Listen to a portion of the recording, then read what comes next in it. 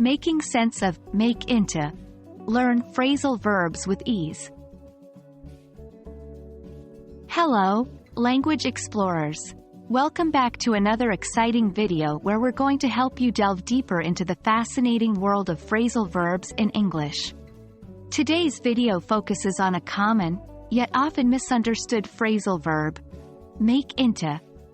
Remember, understanding and using phrasal verbs properly can transform your English from simple to sophisticated. In English, make into is a phrasal verb used to express the process of changing something into something else. In other words, it's all about transformation or conversion.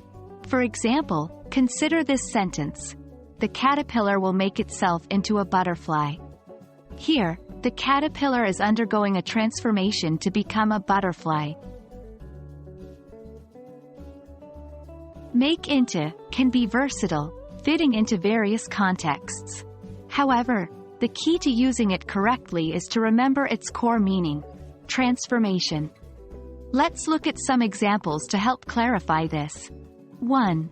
The artist made the clay into a beautiful sculpture. Here, the clay, original state, is transformed into a sculpture, new state. 2. My grandmother can make any fabric into a gorgeous dress. In this case, any fabric, original state, can be transformed into a dress, new state. 3. The company aims to make this old building into a modern office. Here, the old building, original state, is planned to be transformed into a modern office, new state. Sometimes, learners of English might get confused with the usage of make into. Here are some common mistakes and how to avoid them. 1.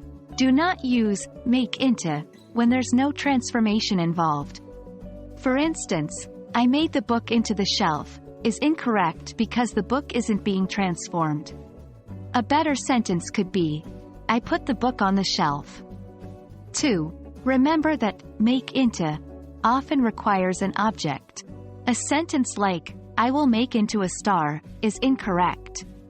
Instead, you should say, I will make myself into a star. And that wraps up our lesson on the phrasal verb, make into.